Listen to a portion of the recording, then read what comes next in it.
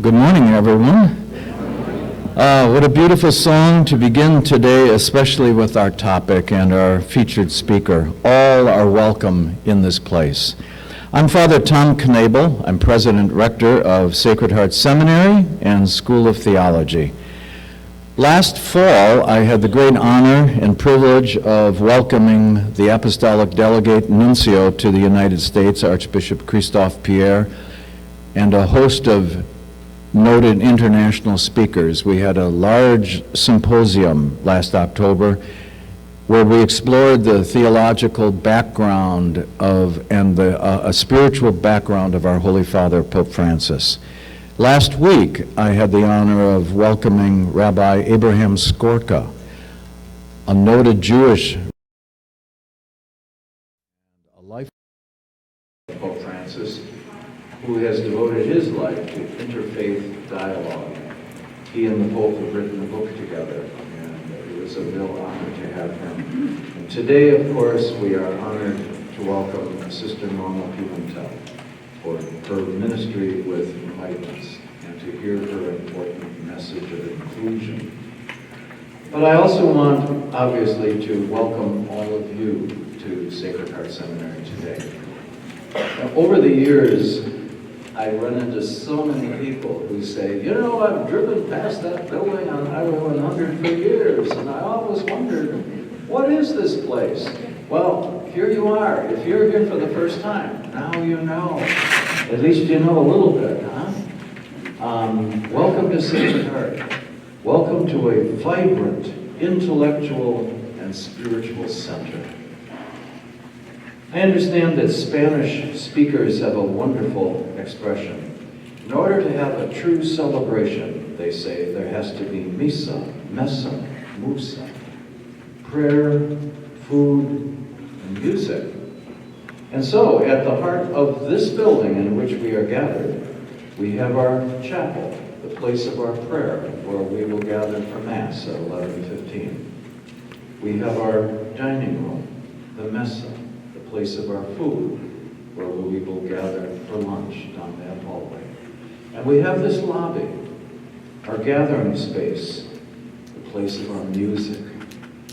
We're gathered in this room today to hear the music of the human spirit, the human soul, the human heart, as we recommit ourselves to the value and importance of the human community, our shared understanding, our shared care for one another, our shared working together for the good of all. You know, I've always felt that the architect of this building, built in 1968, we just celebrated the 50th anniversary of this building last December 8th, I always felt that the architect knew the value of human community and how important it is. As these three community rooms are at the very heart and center of this building, everything we do begins here and flows out from here. This wing down there is our administrative offices. If you get to explore a bit, you'll see that this wing down here is our classrooms. And at the heart of our celebration in this building, a celebration of the human spirit, is our misa, messa, and musa. Welcome to Sacred Heart. May your visit today and often in the future be a source and a renewal of your commitment to community and the human family of which we are all a part. Thanks for being here.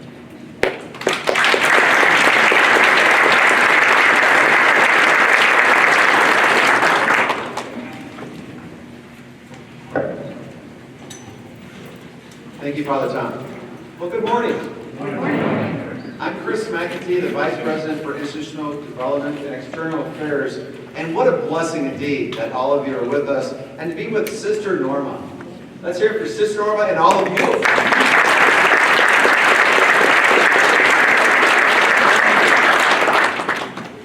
Please note on your chair is our schedule for the day. If you have any questions, please ask any of the many people you see from Sacred Hearts with Sacred Heart name tags. We'll gladly help you in any way. Security staff is also present, so if you need anything from them, please let them know. Please also note, this is an important detail as well, that the restrooms are down that corridor to your left. So please just keep walking and you'll see women's and men's rooms. You'll also notice that there are many places throughout our campus for your convenience of coming and going, whether it's from the entryway that most of you came in, to the left of the chapel, there's also an exit way. Down the various hallways in the dining hall, there are also exit ways. For your convenience, please know of those locations. We appreciate you working with us. Again, it's so great that you're with us. Father Peter McKenna is a priest of the Sacred Heart and is a co-chair of the Priest of the Sacred Heart North America Migration Committee. Father Peter's ministry is based in Toronto, and he'll lead us in our opening prayer this morning. Father Peter.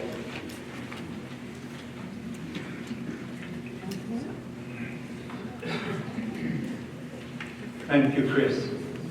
Yes, we are welcome. And I'm going to invite us to take 1 or 2 minutes just to get to know each other, folks who are sitting beside you. Introduce yourself, shake hands, let's greet each other with a warm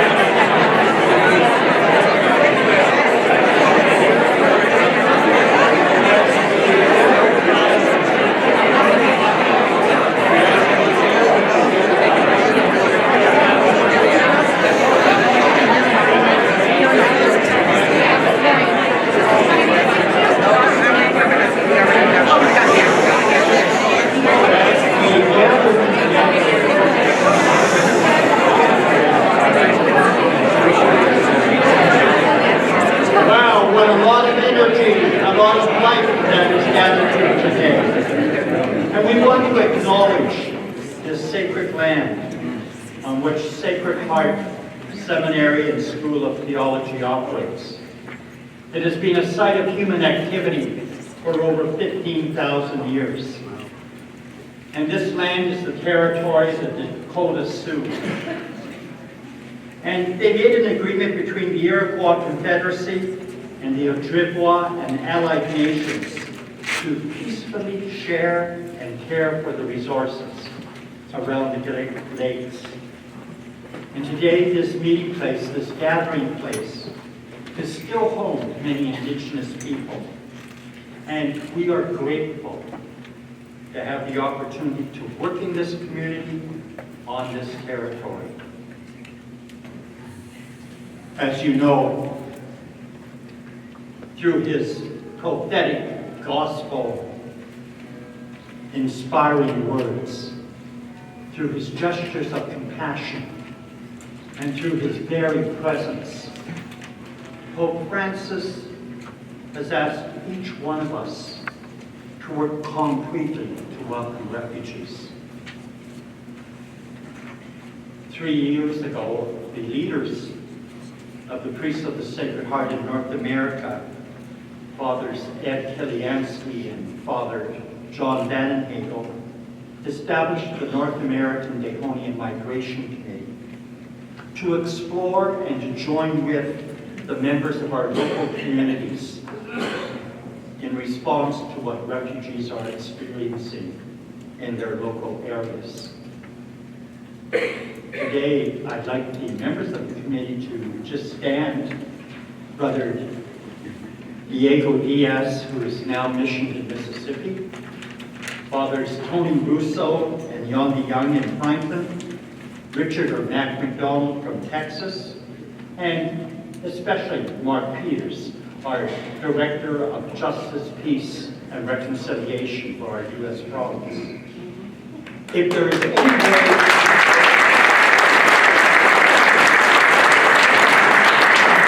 any way we can be supportive of you today, if you would like to just share your feelings or your thoughts about what's emerging within you, if you would like to deepen a conversation, we are here for you in whatever way we possibly can. When we were working with this, Father Tom was so gracious with us. He believes in the vision of our founder, Father Dehon. And he very quickly engaged us with Chris McAfee and his colleagues. And we want to acknowledge the colleagues. Emily Campanella, Kimberly Gardner, and Ruth Markworth. If they could please stand.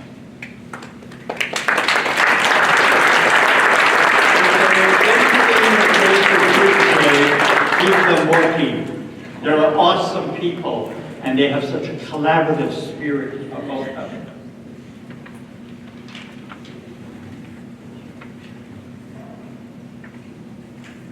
As Father Tom mentioned, as we enter into this journey of souls, we carry the blessings of the Pope Francis Symposium. We carry the blessings of being with Rabbi Skakorko or the Lux Center for Catholic Jewish Studies, and now with Norma. And I would say, Norma, you're my sister.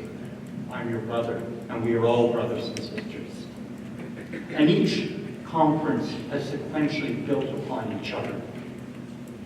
And they've immersed us all more fully into Catholic social teaching. See, judge, and act. And as one of our confreres of beloved memory, P.J. McGuire, once said, see, love, and serve. And so it is in this spirit that we would like to share with you a quotation from Elie Wiesel, the author of the book The Night, a human rights advocate, who received the Nobel Peace Prize. And he said, we must always take sides.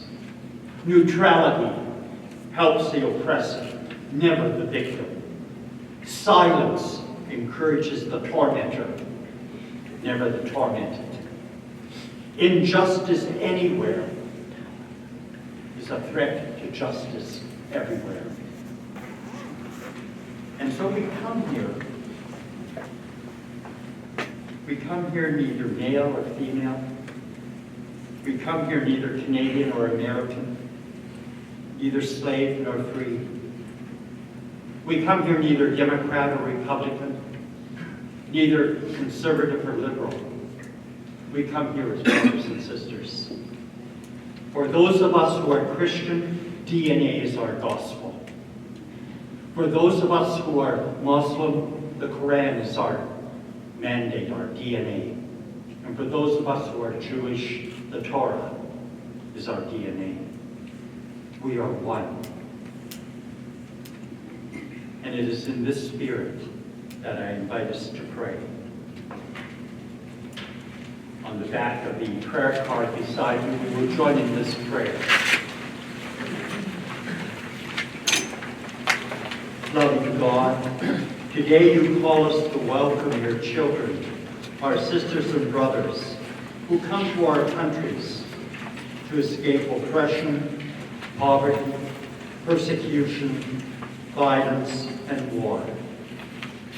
Like your disciples, we too are filled with fear and doubt, and even suspicion.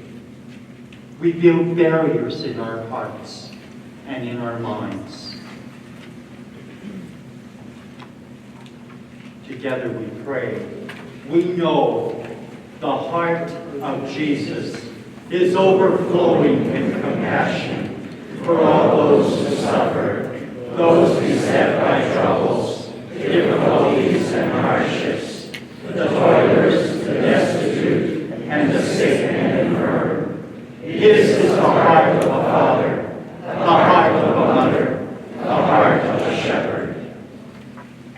We are together this day on this journey of service, and for this, Lord, we give you thanks. Amen.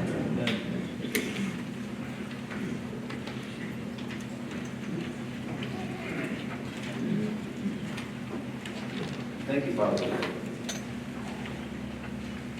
Father Richard McDonald is a priest of the Sacred Heart and is the co-chair of the Priests of the Sacred Heart North America Migration Committee. Father Mack is also a former provincial superior of the Priests of the Sacred Heart for the United States, and his ministry is based in southern Texas. Please join me in welcoming Father Mack.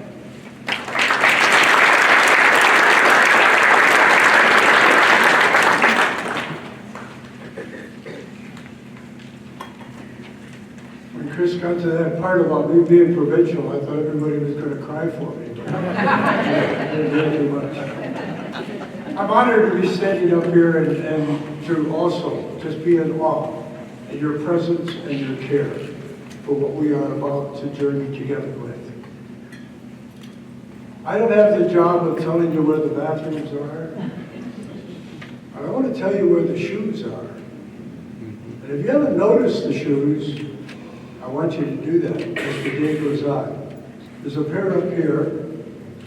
There's a lot of shoes going down that staircase. Some of you didn't go up and down that staircase. And the pictures that you will see. I can verify the shoes. I didn't tell this to Sister Norma because I don't always confess my sins. But I went out to the respite center in McAllen, and a man from Honduras and El Salvador, another man from Guatemala, they helped me load up the car. And I shipped them here. These are the shoes of migrants. These are the people who have traveled in these shoes from Honduras, Guatemala, El Salvador, wherever they came from. And Norma's ministry, part of what she did was put another pair of shoes on their feet to continue in their life.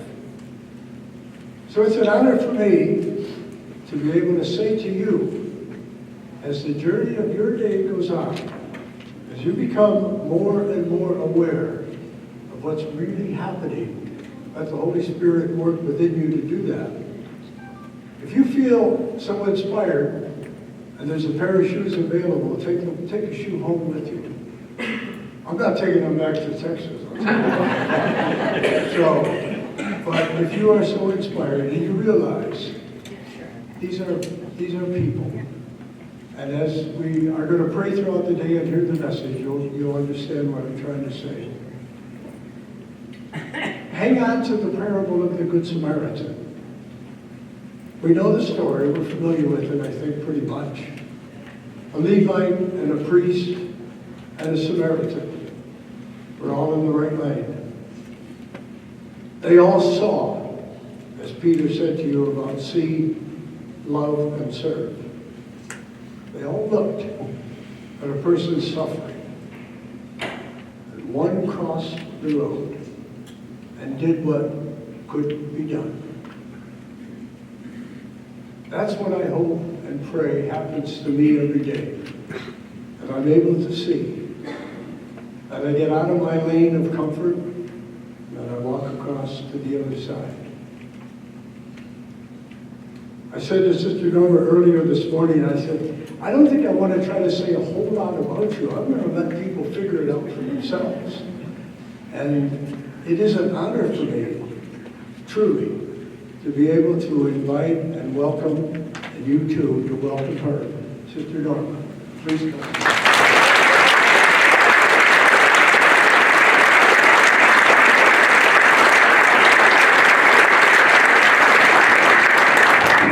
Thank you for this beautiful welcome. And it's good that he didn't say nothing about me. I can tell you a bit about myself. At least what is more important to me and what has made me who I am today. And I think it's always good sometimes to hear certain things that define us and make us who we are. And that just so, I'm sure maybe you heard me before, maybe I've said it, you heard some of the things I might share today. But since we have the time, I think I can start with telling you a little bit about who I am. Initially, I'm an artist. Now, this is a gift that God gave me when I was born, and I'm very good with my hands, and so I decided right from the start of my life that that's what I was, And I remember my first grade teacher had me do a mural in the whole wall with butcher paper, and I did the nativity. This was first grade. And from then on, that's all I was moved to do, and I loved it, and I decided to go to college and get my bachelor's in fine arts. So I was excited, and I was gung-ho to go and continue my profession in that area, when my dad awakened me and said, no, my dear, you're coming home. And so, my father, being from Mexico, is the kind of person that figures that he has to protect his women, and his girls are going to stay home, maybe be a teacher, and get married, And that's what he told me when I graduated. And I said, Dad, that's not for me, at least not right now. I have plans. I think I need to do something else. I don't know what that is, but it's definitely not coming back home. I have a profession I need to look forward. I had this eagerness to go out into the world and find out. So he said, no, you're staying here. So I decided the only way to get out of the house was to go back to school. So I did. I reapplied, and I applied to Austin for architectural design. And I thought that was my plan, get out and just go to Austin. But in the meantime, I had to wait, kind of like, and not go out at all, so I didn't stir things with my dad, and he might get suspicious about my plan and not let me go. So I decided not even to go out, So one day I was very bored and tired of just being home doing nothing. So I called this friend of mine. She's about the only friend who we are still friends since we were in college. And my mother liked her. She was very religious. And so I called Linda and I asked, Linda, what are you doing tonight? And she said, I'm going to a prayer group. And I said, and she said, what are you doing after the prayer group, Linda? And she said, we're going to Pizza Hut. I said, perfect. Come pick me after the prayer group. I want to go to Pizza Hut. So, Linda said, no, Norma, you can't. We have to come to the prayer group. And then we go to Pizza Hut because we can't come back for you. He said, okay, well, come pick me up. And so that's how God got me, because he figured that's the only way I'm going to find this one to get it in the right direction, that I want her to go. And so at the end of the prayer group, they called everybody. They wanted to be prayed over. It was during this charismatic time, renewal that was going on in the church. And she said, just sit in the back. And before you know it's over. But at the end of the prayer group, she said, come, Norma, sit in the circle. And all these ladies are going to pray over all the ones that need to be prayed over. And she knew I was struggling with my dad. I had a terrible headache, stressed, worried. And so sure. So I sat at the table, they put hands everywhere, and all of us. Something happened in that praying over that I experienced, my headache went away. And I experienced something within me that it's hard to explain. But it's the way how God introduced himself to me. And since that moment on, I had this desire to know God and to just be immersed in his presence in every way possible. That's what happened in that prayer. So don't have anybody to pray over you. You don't want to change, okay? Because it works. And so he had me go, I was going in one direction, and I just 180 degrees started going in a different direction totally. So much so that my mom said, "¿Te vas a ser monjita? Are you going to be a nun?" And I said, well, so what if I am? If it's more of what I'm doing, how I'm feeling right now? And in that group, a prayer group, there was a nun, and the community I joined. And she invited me to a vocation retreat, and she said, I have to ask somebody, would you like to come to this vocation retreat? I had no idea what that was, and but it's something I know my dad would be okay not sleeping at home because he was going to sleep in a convent, you know? Safe, you know, so she said, yeah, sure, I'll go. So the sisters asked me to consider whether God was calling me to be a religious. And I immediately reflected on how my life was right now with my dad and how things were very difficult. I said, must be, if it's more of what I'm feeling right now, I most definitely will consider it. So I joined the Missionaries of Jesus. And that's how my life changed, you know, in going in that direction where I am now. Now the sisters that I joined, because we're right in the border where so many immigrants come in, refugees, the sisters were a community of religious that the Border Patrol back then would call Sister Juliana, our Mother Superior, and ask her, we have a family, we have some with the children, and we can't put them up where we have all the men, because that's all we have. So can you take this family, you know, this mom and child?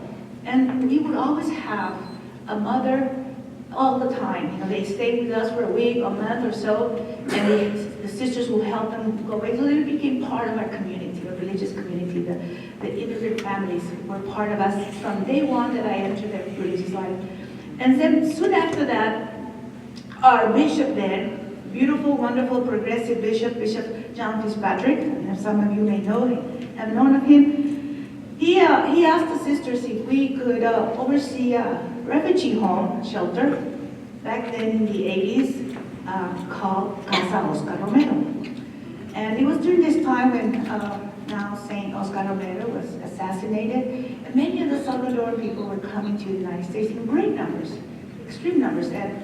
And so, and also from other places in Central America, like Nicaragua, who was also in war. And so, Sister said yes.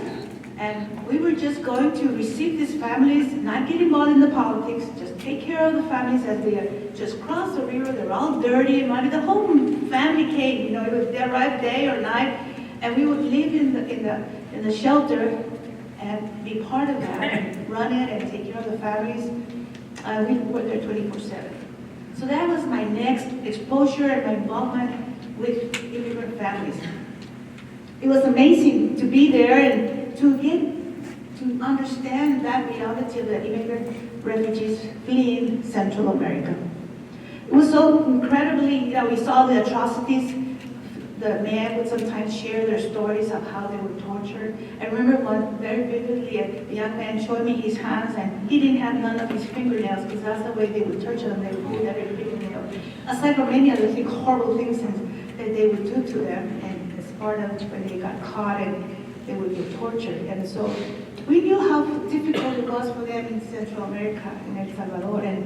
And during that time, there was we were going to lunch, Sister Juliana and myself, and she said, Norma, there's a group at the Congressman's office today protesting why the United States is sending $1 million to support this war, and we know the atrocities of how the families are hurting and suffering because of the war, and we're contributing to that, this country is. And so So I said, we should go support those people that are defending the people we help. I said, sure. I was 25, 26 years old. She was about 50-something, And I said, she was my mentor, and she was guiding me and helping me understand who we were as church and what was our role in life. And so I just followed her. We got to the floor where the congressman's office was, and they were all praying and singing, waiting for the congressman to call back from DC. And in the meantime, we arrived there just to support this group of people. And all of a sudden, the manager of the building tells us, okay, everybody, you need to leave this place. I don't want you here. I'm calling the cops. So you have to get out. So sure enough, the cops came and started to arrest everybody, dragging them out of there. And Sister turns to me and looks at me and tells me, Norma, when we say we believe in something, and when things get difficult and we just run away, then we don't stand for anything and we're nobody. So that was my very first lesson I learned. And she said, okay, we have a house, a refugee home, and we have to take care of all those families, so both of us cannot get arrested, okay? So you decide who's gonna stay.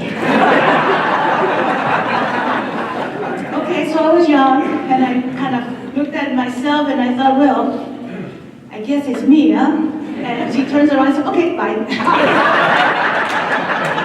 I guess she was happy I answered correctly, huh? She was very smart and intelligent lady, and sure enough, that was my very first experience of defining who I was. It was not easy.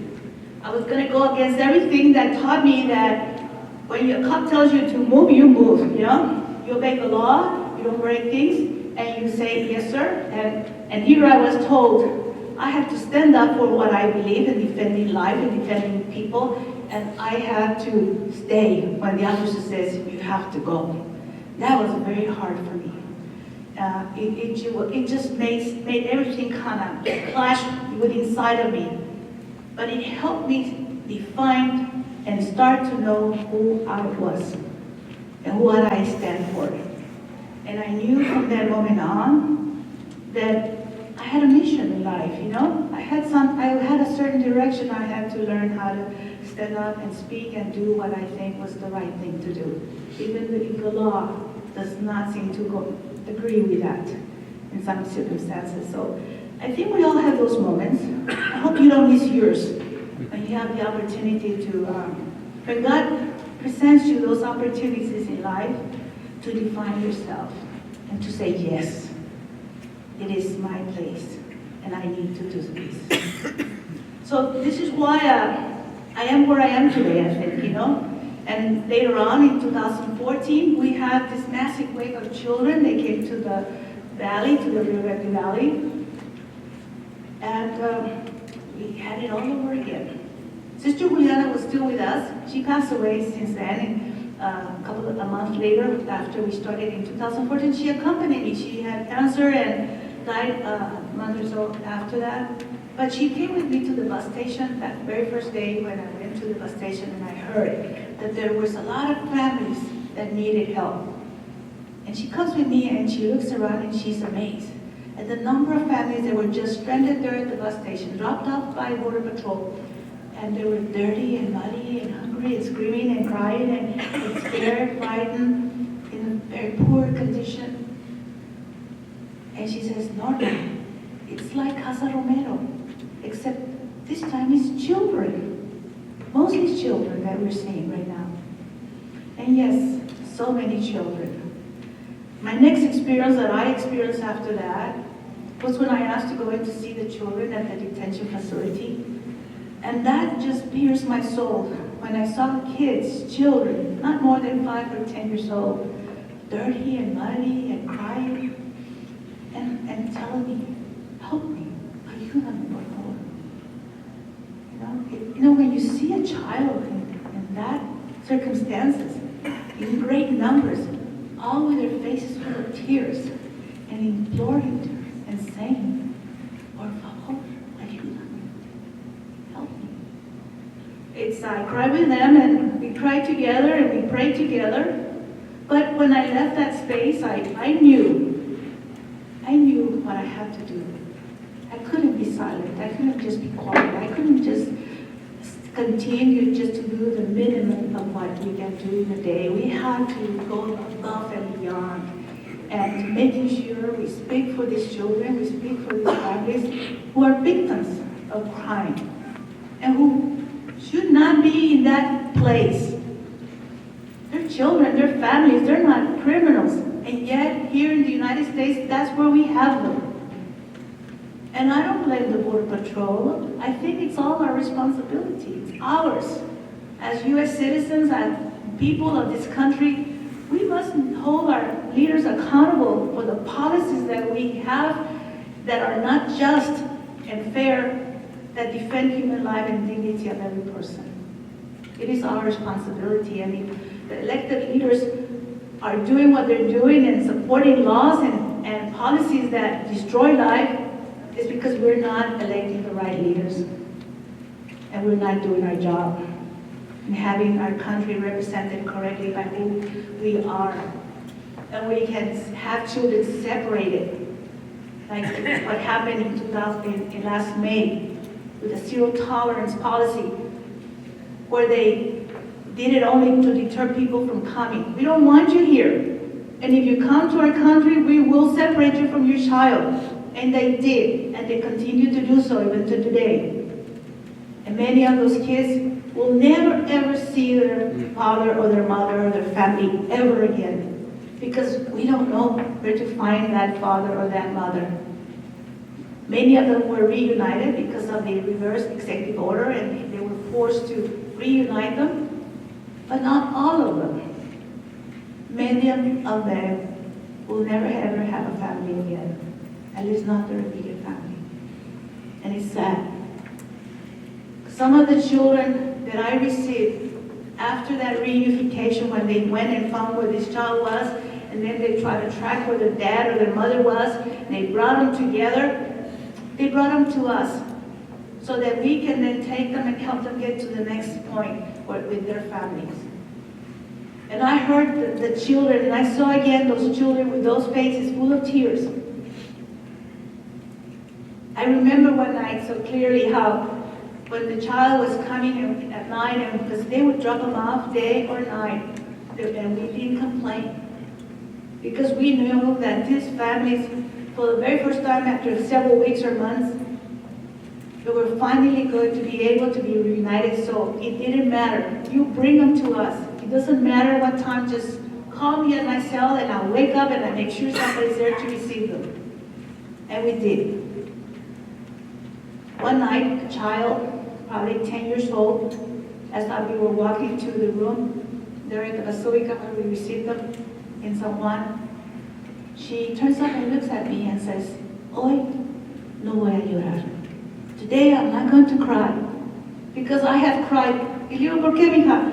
Because every night after I was separated from my mom for over 2 months, I've cried every single night. But tonight I sleep with mommy. Well, there's a lot of kids that are not sleeping with mommy, and we probably never ever will. And we're to blame for that. That we have hurt children because of our fears that we have of people that are coming in search of life, in search of an opportunity to be able to be safe.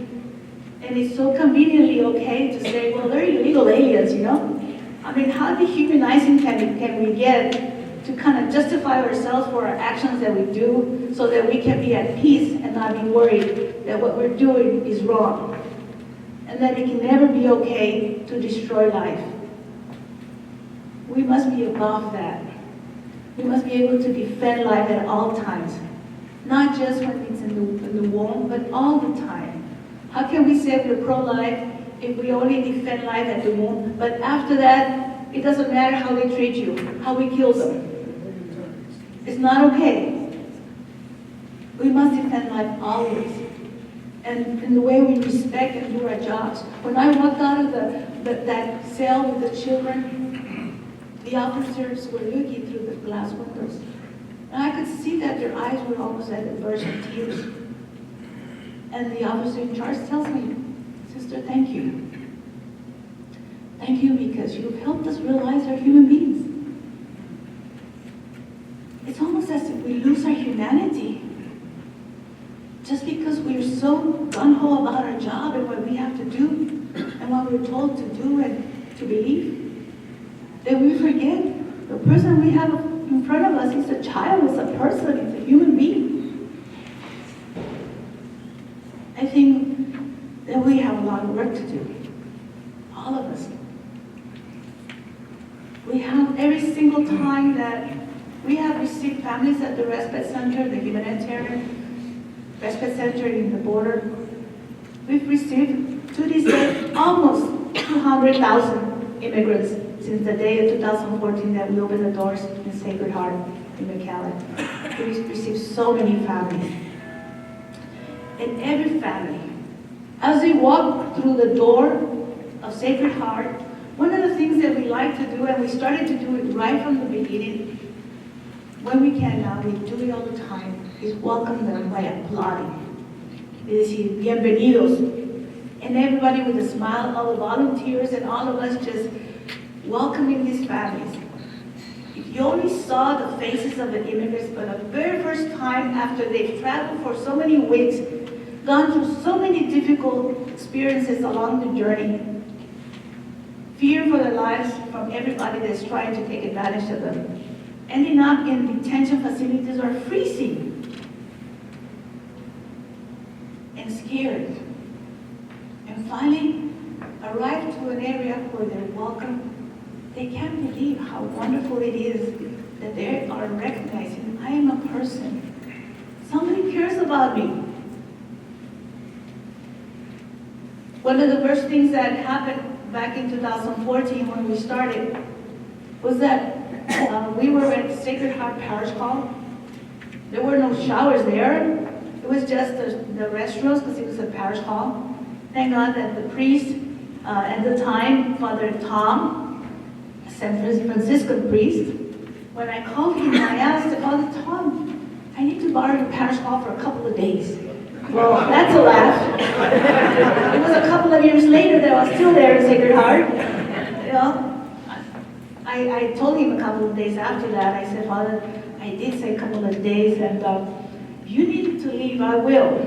I don't know where I'm going, but I guess I have to take all of this." You know, the whole parish hall was packed with donations, with people, refugees, families, volunteers from everywhere. It was amazing what I was seeing in that space. One of those first days, the officer from the city walks in, and they had also heard that something was going on at the bus station, and there was chaos, and they needed to go respond, the emergency management team. But I beat them to it, I guess, because when I arrived, I took everybody to Sacred Heart. When they arrived, there was nobody at the bus station. Well, where's everybody? I thought there was chaos at the bus station. Well, he comes to Sacred Heart. He figured out where I was and where all the people were. And he ends up at Sacred Heart, and he calls me out and says, "Sister Norma, what are you doing?" I turned around and I looked at everybody in that parish hall. It was packed, it was chaos, but it was something wonderful happening. I call it holy chaos. Because of beautiful interaction and encounter of the refugees with volunteers, families, and children helping children. It was extraordinary what I was seeing. I turned back and I told the officer, I said, "Restoring human dignity, that's what we're doing." My God, he didn't expect that answer from me. So much so that he took a step back, thought about it, and come back and tell me, "Sister, if I had a magic wand, what would that magic wand do for you? Not that it's going to do anything, but just if it did, what is it that you need?" And I said, "Showers." And sure enough, that evening we had a mobile unit of 8 showers. Wow. And the next day we had another mobile unit of 8 more showers. And then we had the whole parking lot with tents and air conditioning and mobile clinics and the works. He tells me later on, he said, "You know, Norma, when you said that, we gave you that answer, restoring human dignity. You had me there, you know? I went straight to the mayor and I said, we have to help the sister. She needs our help. We need to be part of that. And from then on, it was everybody from the community, McAllen, Reverend Valley, wanted to be part of it. Because this restoring human dignity was something that didn't go against who they were, what their job was. Everybody was part of the humanitarian response. Every faith denomination was present. It was not just Catholics, Presbyterians, Baptists, Jewish, Lutherans, you name them, they were there. We all were one church, one people, one community, one human family.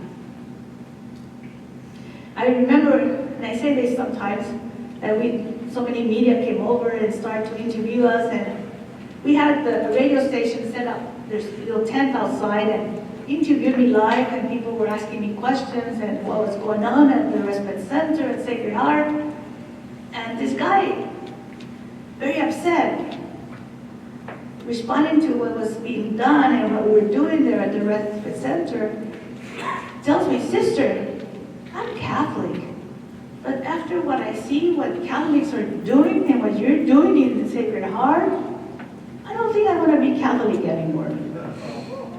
I said, well, my son, I don't know what you're going to be because everybody else is here too.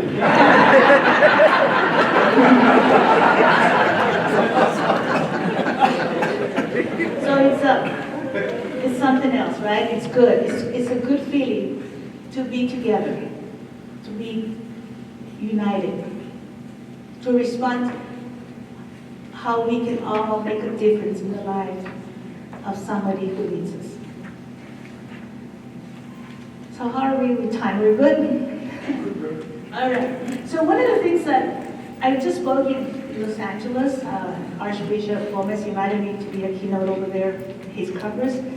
And one of the things that they had me do is to pair up my message with a scripture passage, you know? And so I took that scripture passage and I realized how easy it was to connect it to everything that we're doing at the border. And one of the main messages of the conference was, quench my thirst. For those that were there, because I know a couple of people here went to that conference in LA recently. Quench my thirst. From the Samaritan woman at the well. And Jesus turns to her and asks her to quench his thirst. Later on, I also realized that he also said that at the cross. When he said, I thirst. I know that Mother Teresa of Calcutta also uses that as in her own prayer life and the prayer life of the sisters. When she puts in the altar, I thirst. You know, I think Jesus calls us to look for him. And we know in Revelation, the Last Judgment, he tells us exactly where we can find him. And I've realized that it's not at the cross, you know, where we will find him in the crucifix. We actually find Jesus among us, especially on those persons that are suffering and hurting, and that he puts before us, and that he's asking us to quench his thirst for justice, for compassion, for all those families and children and people who are desperately asking for help, for all those children that are lost and abandoned. It is up to us to quench that thirst of Jesus. Every time I see families come to our center, and we see thousands of them, and it breaks my heart when I see them face after face. It's almost as if they scream at me. and say, basta ya. This must stop. This abuse, this injustice, why can't we put an end to it? Why do we have to let our leaders continue to just play around with politics and not come up with solutions to stop this injustice that we see time and time again, victim after victim? Everybody that has a chance takes advantage of these families, easily dehumanizing them. As our Holy Father reminds us that we're in a culture, a throwaway culture, people that we can easily disregard and not feel anything toward them because they're not even human for us to be worried about. And we can justify ourselves to say, it's okay, it's not my problem. We told them not to come.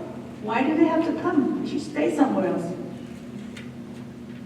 And we are so against sometimes about this wall that needs to go up at southern border. But other times the walls that we must bring down are the ones that we ourselves put in our own minds from those people that we must get close to. And it must start with us, bringing down the walls that we put up that separate us from those people that really need us. And that we can do more than what we're already doing. I think our Holy Father time and time again tells us how to do that. He says, you have to go to sleep tired of doing good. It's not okay just to do the bare minimum here. There's more that you can do. Believe me, going to bed tired, your body exhausted of doing good. It's a wonderful feeling to know you've done His will and you've done the work that you wanted Him to do for that day. I think all of us must allow ourselves to break away from that culture of comfort. I just have my job 8 to 5 and I have other things to do. I just need to take care of myself. I think we do have to take care of ourselves. But I think maybe we're taking too much care of ourselves, that we don't make enough time to get tired doing the good things that we're called to do. And I remember one time somebody told me, how is it that I know that what I have to do is, listen, I start my day very early in the morning going to Mass. Because for me it's very important to make sure that I start the day with God. Because that way I will know it's not going to be about Norma, it's going to be about God, what I'm going to do that day. And He for sure will line up every person I want to have to do something about that day.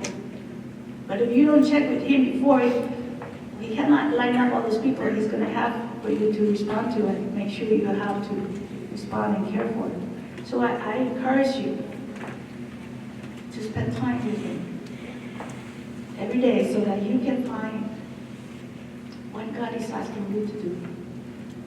And He will tell you. Sometimes I say, you must be kidding, right?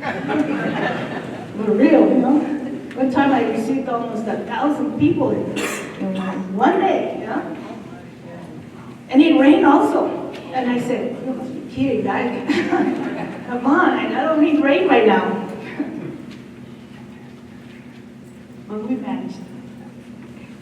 Because there's such generosity of people that are able to be touched and come forward and help.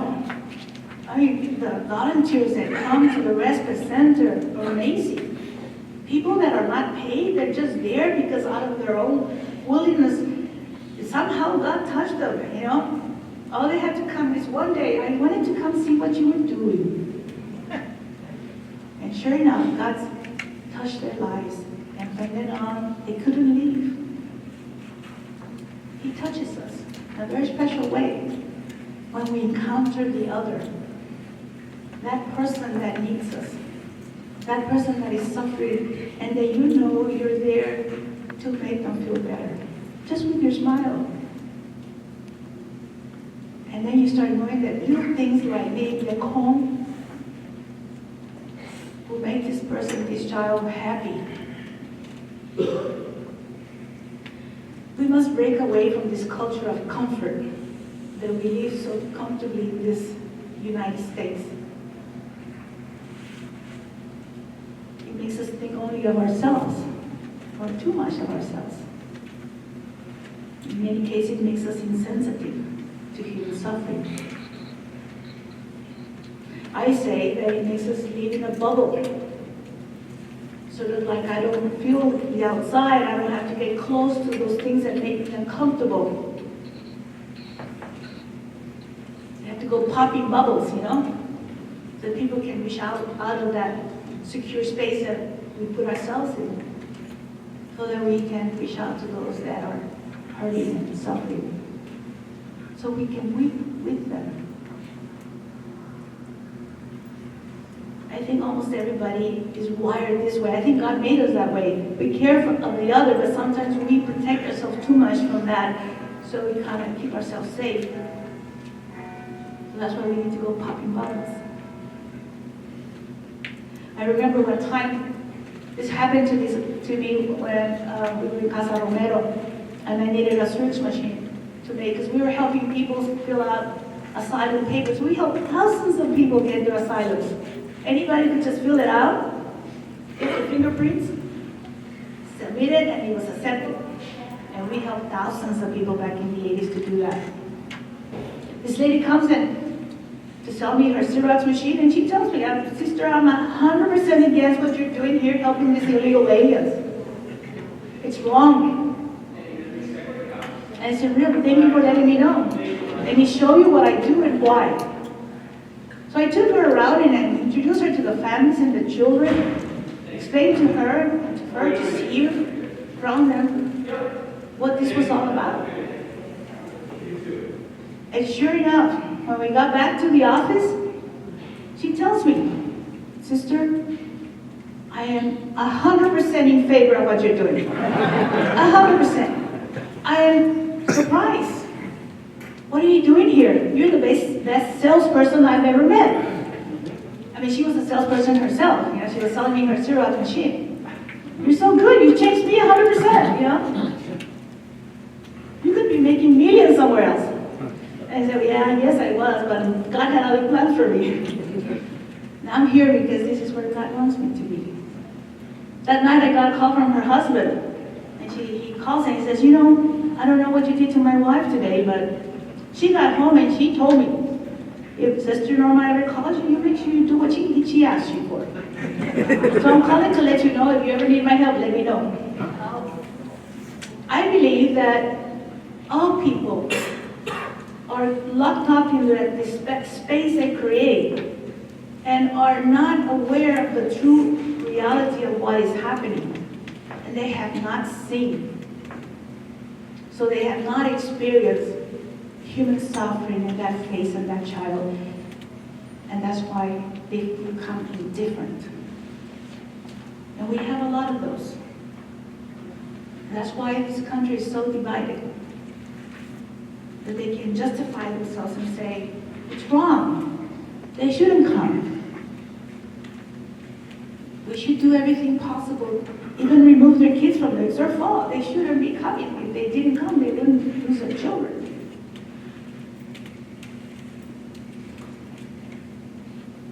We have work to do.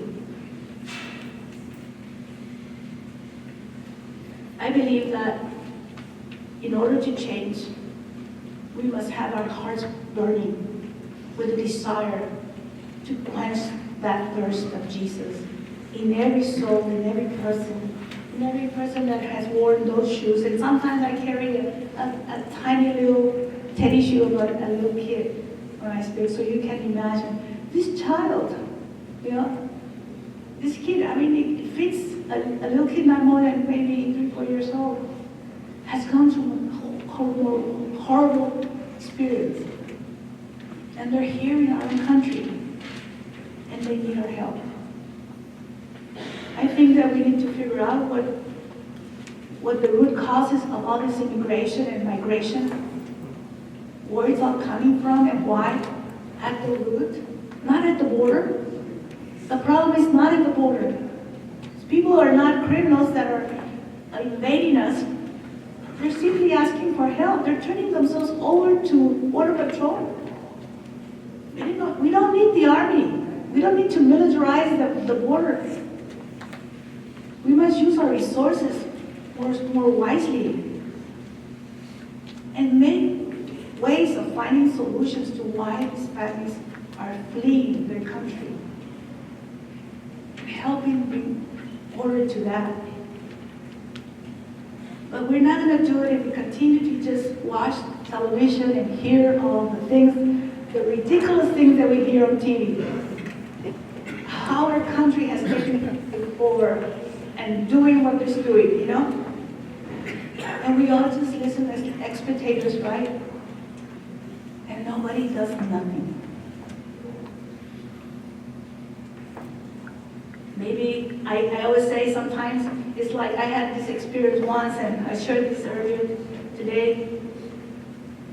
I once went with this group to Rome, a small group, and we went to Mass, and after Mass, this doctor, a heart doctor who came with us,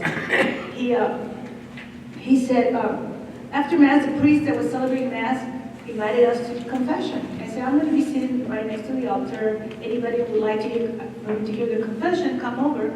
And I said, great. All of us, let's stay around and we can go to confession.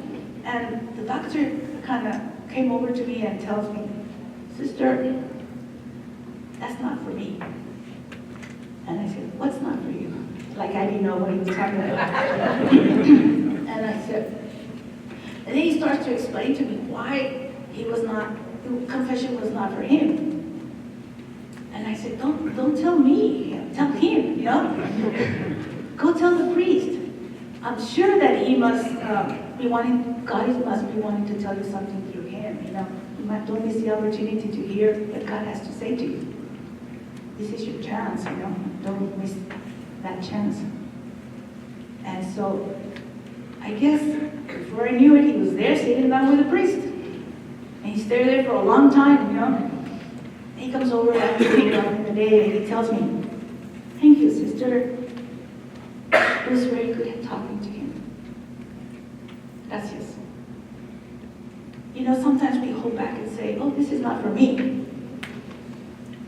Somebody else can do better than me. I'm not a speaker. I don't know how to speak up. I don't have the words, so let somebody else do it. Well, I have news for you.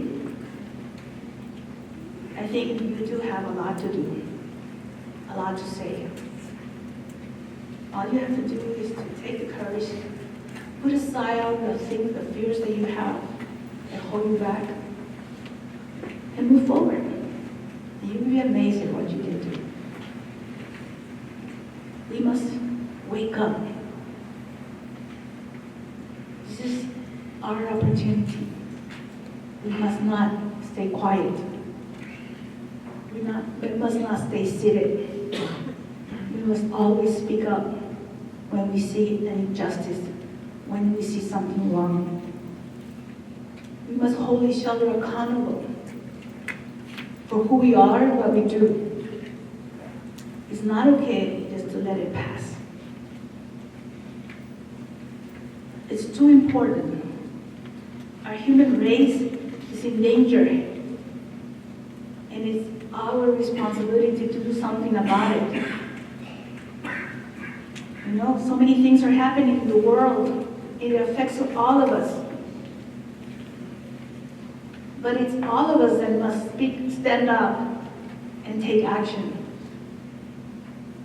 We can't let a day go by with saying, I didn't do my part. Because really, there's a lot to do. Everybody has to do. You know, one of the things that Holy Father always tells us, I don't know if you heard it, and that is that we must permit ourselves to smell like the sheep. Have you ever heard him say that? Well, let me tell you, I understand what he means. Because back in the Humanitarian Rescue Center, we don't have sheep, but we do have a very strong border, you know. When people take off their shoes, after walking for weeks, through mud and through I don't know what, when they've never taken a shower forever, Their clothes is filthy, dirty. And then all of a sudden you have over 400 or 500 men, women and children, and all of them take their shoes off. It stinks. Horrible. I presume it smells like shit, you know? Or probably worse. You know? I think this is what the Holy Father is talking about. I remember, today we're receiving, actually these couple of weeks, something is happening at the border. I don't know what it is, but somebody's behind it. It has to be. It's just not normal. The thousands of people that are coming, and they're just arresting so many families, and they're releasing all of them. Over 1,000 a day at our respite center. We found other locations where once we process and finally call the family, we have to rush them to Salvation Army or the Baptist or the Presbyterian. Whoever can take 100 here, 100 there, 50 here. We can't feed 1,000 at the Humanitarian Respite Center. There's so many of them. Sometimes my days are very busy. I spend my times with meetings and going here and there. But I like to end my day, most of my days, going back to the respite center and spending the last couple of hours. Sometimes the staff is there until midnight, trying to hear the last person that arrived for the day, to call the family to make sure they get their bus ticket, and that way they can go to sleep and maybe the next morning be able to leave in the bus. So there are a lot of restless people, hundreds of them, trying to fit into the mats that we have on the floor. So I go just to help them calm down. I have that ability to do that with my presence. And just laugh a little, make a little joke, pray. And the families kind of like feel good. And I tell them, I feel so bad that you have to be squeezed in this space is so small. And he said, no se preocupe, madre, don't worry. We were worse off before. We're doing good. I had one of these nights, this little boy, he must have been 3 or 4 years old. He comes up to me and says, ¿Me puede dar un pantaloncito? Can I have a clean pair of pants? The ones I have, I pee on them. There are 1,000 people a day, there's almost never that I have everything to give them. It was so hard to tell him. Mijo, no tengo nada ahorita. I don't have any pantaloncito right now. Tomorrow morning we'll look for one. We have to go to bed with a little pair of dirty pants. That's how it smells at the respite center. When you walk in, it stinks really bad. But now I smile when I smell those strong odors, and I say to myself, thank you, God, for giving me the privilege to be part of this smell.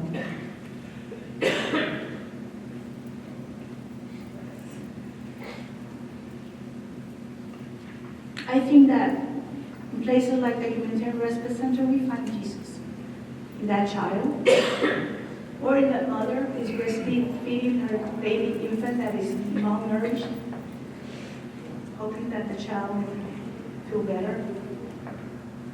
Or a dad that holds a child that's crying and weeping because he misses his dad. He picks up that child that's not even his and comforts the child, and I look at the dad, he's crying himself.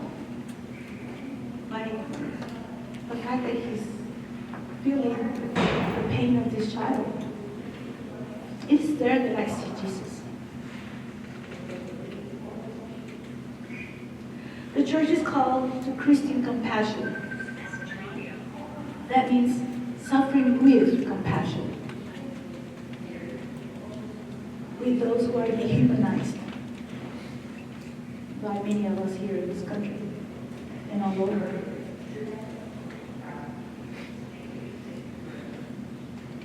There are Christian communities where we live and we pray.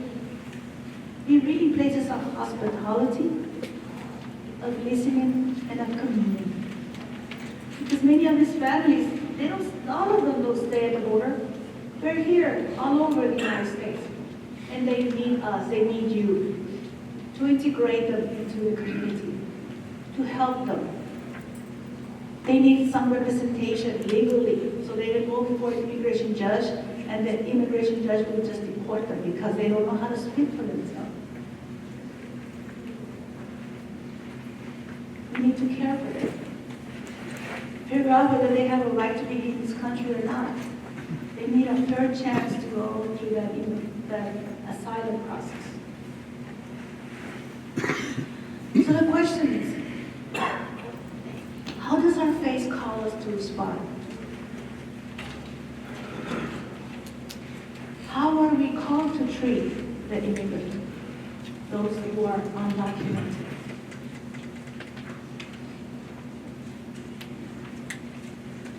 Is our church calling us to respond? Okay, let's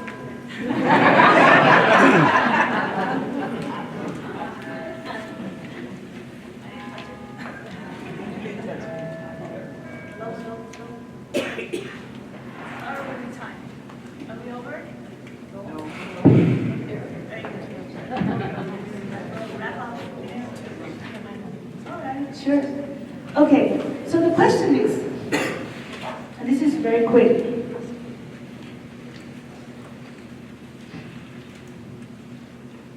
What are you going to do? I think that most definitely God is calling each and every one of you. If you're already doing something, then you need to do more. He's calling us to take responsibility and to do something. That is our job.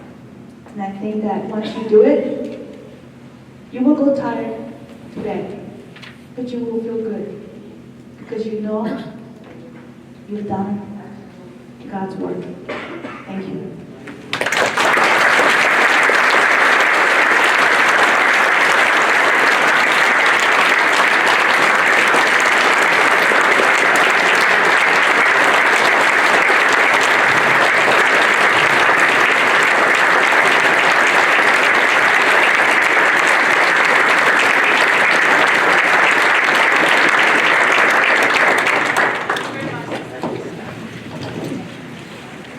So very much, Sister, for your inspirational message and your valuable Christian lessons, your example. You're truly leading us closer to Christ by your words, your deeds, your actions, your faith. Thank you.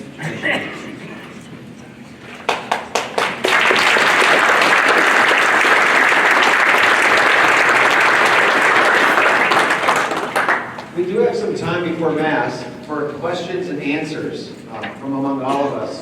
We have two volunteers over here with the microphone and over here with the microphone. So if you have a question, please simply just raise your hand and one of our volunteers will let you address the question to Sister Norma. And we'll do this for about 10 or 15 minutes and then we'll go to Mass. Sister, would you join me up on the stage, please? So I see a question back here.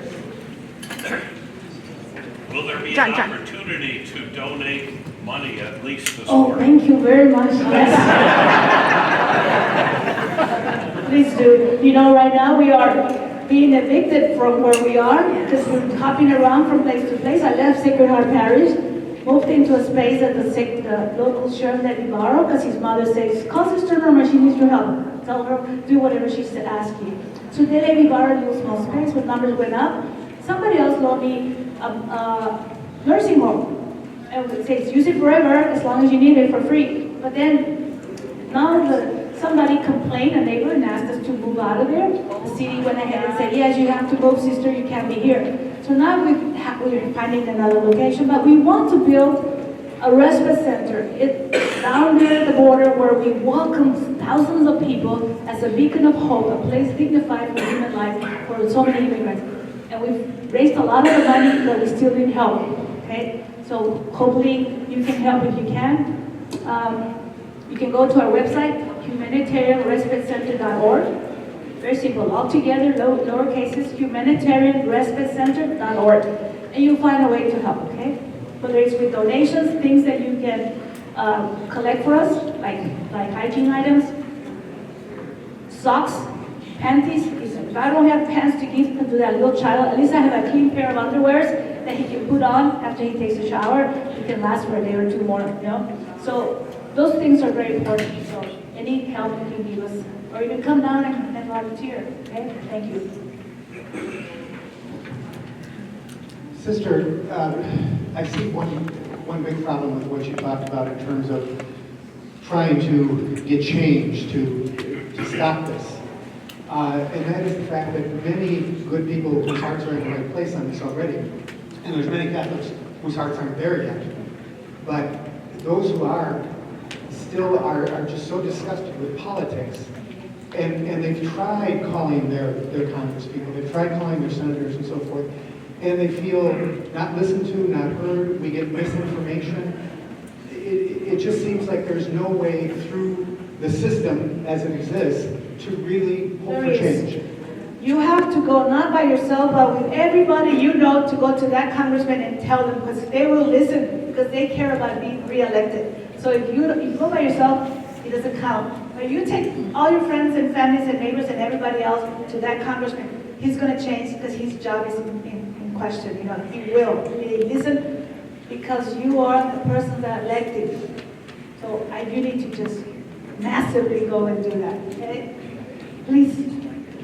Yes. It's related to the gentleman's question, but not talking about the politicians. I want to talk about our parishes and our communities. So I'm an educator at a local parish, but I'm encountering fear, an unwillingness to even discuss the topic. How do we break through that? How do we break through that amongst parishioners and staff who are afraid to approach it lest they alienate someone? Right. I think we start by finding what we have in common, not by attacking, not by separating us more, by saying they're the other, we're this and you're that. No, we have to find how we can become one community by identifying those things that we do have in common and we do believe. So we can start speaking. I always speak about what I see, what I feel, and what God has done in my life. And you hear the message, and if it touches you, then you know God is telling you something. So basically, without having to tell them, you're telling them to think about what they're thinking and what they're doing. You know, so hopefully, I think God works in mysterious ways through us to touch them, and to just be patient. He will get to all of us. Okay? But he got me. He'll get anybody. Yes. Yes, Sister, I was wondering about how long is the stay usually for a family, and also where do they go? Yes. When families are apprehended and processed, then the Border Patrol decides what to do with them. And in many cases, if they're cleared because they're not a threat to the United States, because they are criminals, otherwise they wouldn't release them. They're given permission to continue their process somewhere else in the United States. That's where they're going. They have family members or somebody they're going to in the United States. So they basically say, okay, continue this process of immigration somewhere else. At that place, they will decide whether you have a right to stay or we will deport you back to your country. So when they arrive to our door, they have a couple of hours. They really are just transit. They just want to know how to buy that bus ticket and go on to where they're going. So many of them will be there for a couple of hours, at most one night, because their bus doesn't leave until the next morning. So that's as long as they go. And they go everywhere in the United States. They have family somewhere, someone in the United States. About 99% of them have somewhere to go. That 1% that doesn't, we send them to a shelter there in the River Valley run by some nuns. And they keep them there for a month or two. They take them to immigration judge. They start the process, the legal process, and eventually find a sponsor. So that's what happens. More questions? No? Okay. Yes, there's one more question. Some have compared you to Mother Teresa. Oh my God. How do you feel about They that? choose to feel, huh? Well, I'm Sister Norma.